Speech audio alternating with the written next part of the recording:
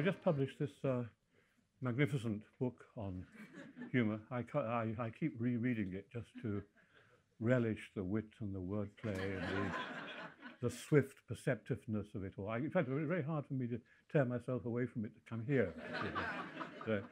And the first chapter of it, as you'll find out very shortly when you buy a copy, is on laughter. And its epigraph is actually an old joke from Bob Monkhouse. You've probably heard it. They laughed when I said I wanted to be a comedian. Well, they're not laughing now. Samuel Johnson, always an excellent way to start a sentence, Samuel Johnson remarked somewhere that though human beings have been wise in different ways, they've always laughed in the same way. Now that's surely doubtful, isn't it? I mean, laughter is a language with a whole host of different idioms. Cackling, chortling, grunting, chuckling, shrieking, bellowing, screaming, sniggering, gasping, shouting, braying, yelping. I go on like this for half an hour, actually. Roaring, tittering, hooting, guffawing, snorting, howling, screeching, bellowing, snickering, and so on. What have I missed out? There's a prize for somebody who knows.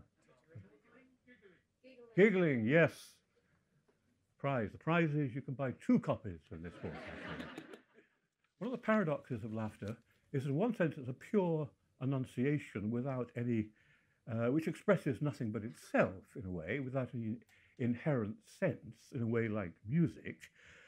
But though it lacks intrinsic sense, rather like an animal's cry, Descartes described laughter as an inarticulate and explosive cry.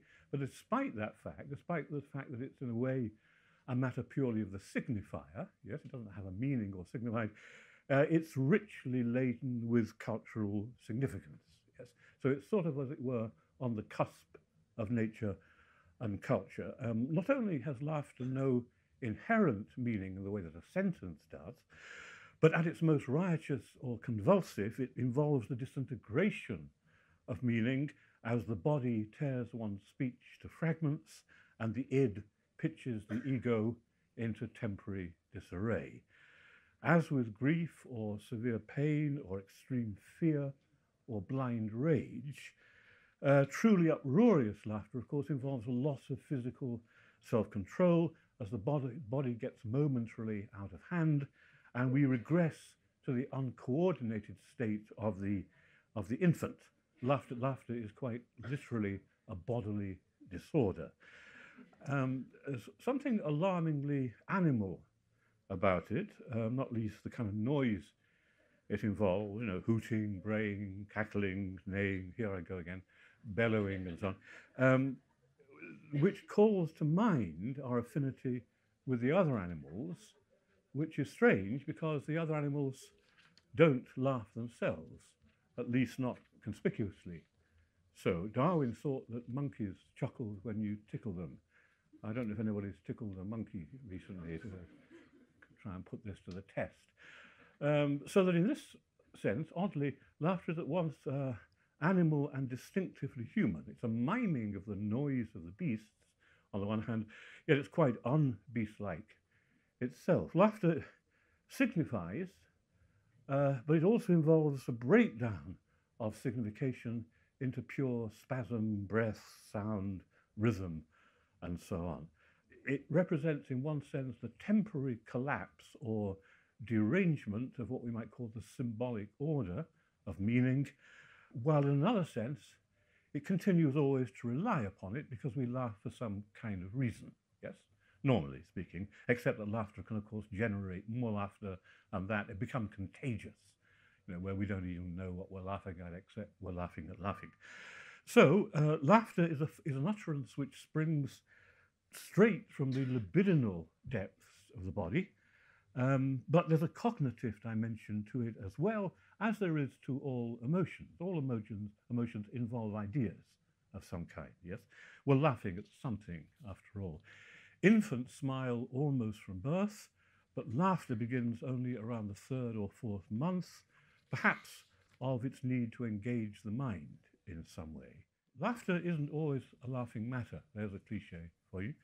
There have even been lethal epidemics of the stuff in China, Africa, Siberia, and elsewhere, mass historical paroxysms in which, so it's alleged, thousands of people have died literally of laughter.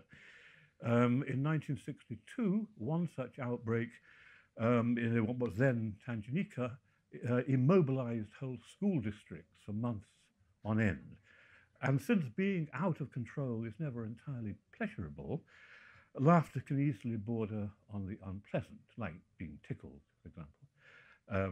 So I'm told. I've never actually been tickled, but sorry, people have told. My friend tells me that being tickled. And in fact, Samuel Johnson, in his dictionary, defines laughter as convulsive merriment, which is almost an oxymoron, isn't it? Almost self-contradictory, like business ethics, for example. My favourite oxymoron. Samuel Beckett once said he had a strong weakness for an oxymoron.